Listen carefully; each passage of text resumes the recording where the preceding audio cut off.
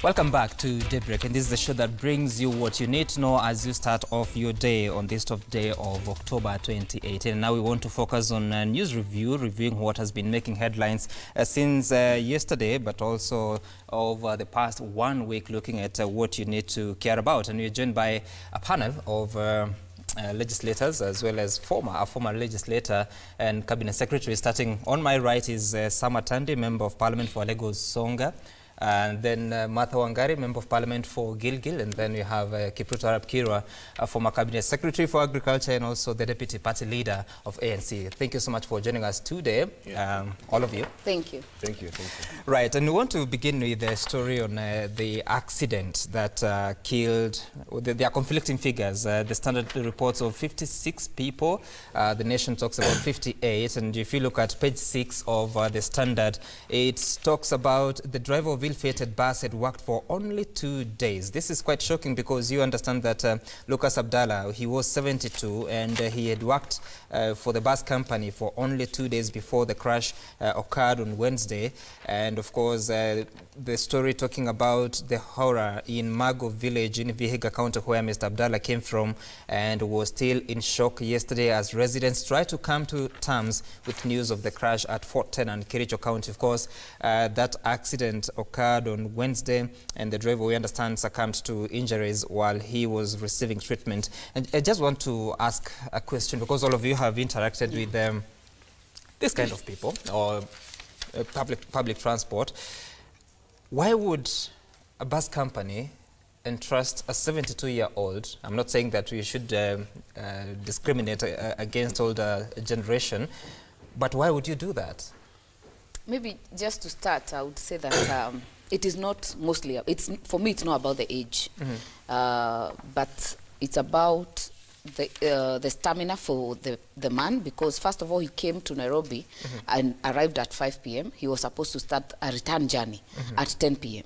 Maybe that's why you'd bring in the issue of age, because even as you grow older, your strength and stamina also reduces. But more importantly is that there have been these regulations already. It's not the first time we are seeing such a crash. Even I think a week ago, some 14 perished along Naivasha, Nakuru Road. It's not the first time. And what is annoying is that we talk about it now. We will hype it. Tomorrow it won't be on the headlines. Yes. And that story will die off. We have seen now knee-jerk reactions. We have seen NTSA now talk about the bodies, talk about the making of the body of the buses. Because if you look at that accident, you'll find that the roof was actually detached. In fact, it looked like just mabati that was removed as a, you know, and it really brings the issues of the safety of the buses. There were anti-rolling bars that were to be put in public transport vehicles. It never happened. And when I say most of the time that our problem in this country is not laws, we already have them. Right. But who are the implementers? You see now, the Boynet has now started saying, we will fire the officers who are on the road that day. And they're reacting to this because, first of all, the bus was not only substandard as it looks, it didn't have an insurance for 3 months, and it was on the road.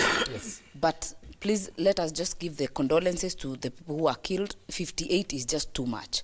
It is too many. One too many, and it is a national tragedy.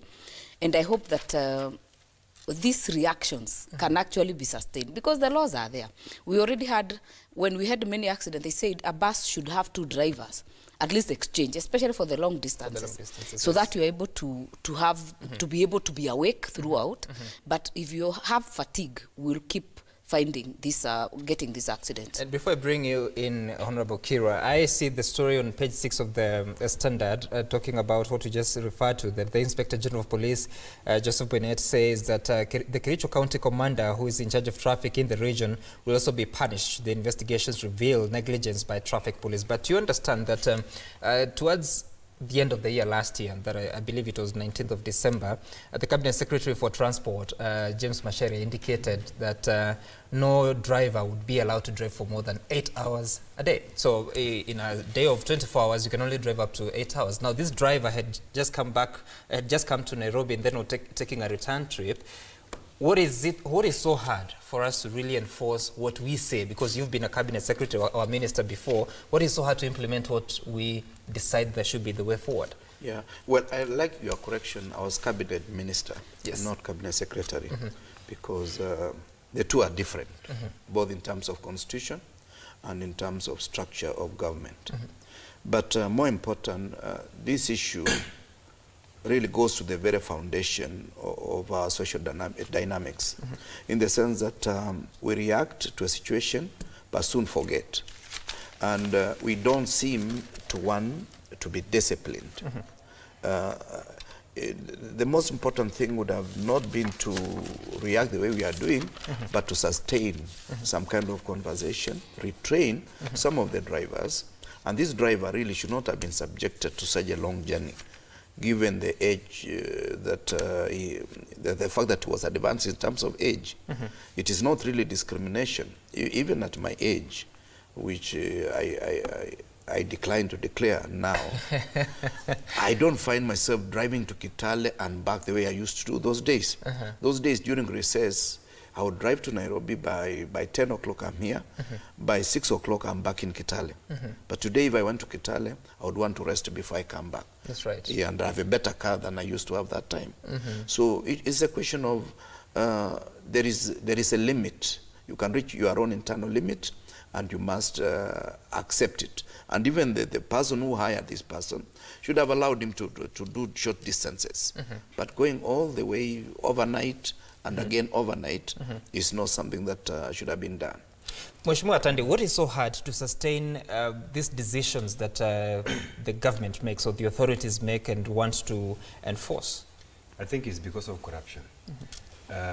As long as we are not really addressing the question of corruption, then it would be very difficult for government officers to comply with the established rules and regulations.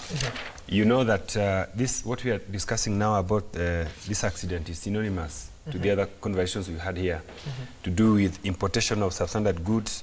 So we really have to get serious as a people, as a country.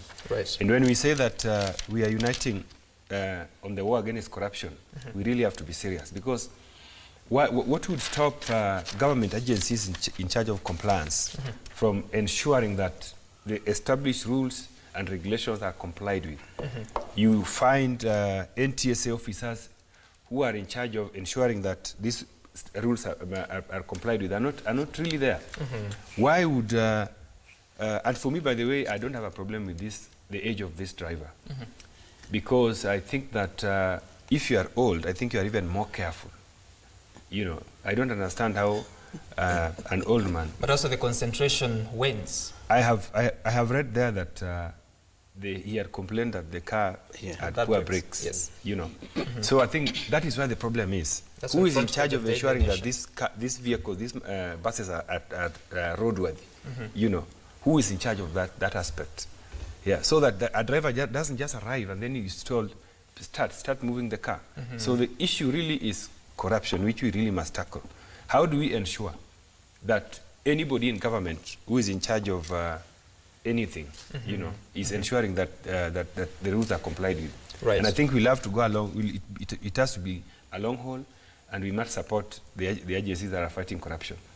I can't detach this issue with corruption. Right.